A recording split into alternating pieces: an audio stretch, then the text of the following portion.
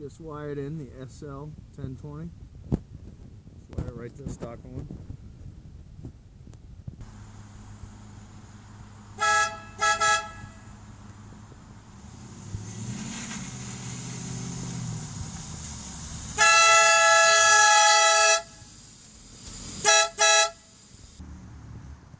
So that's the Sl-1020. Took me about 10 minutes to install. Just spliced into the factory wiring. Thanks for watching.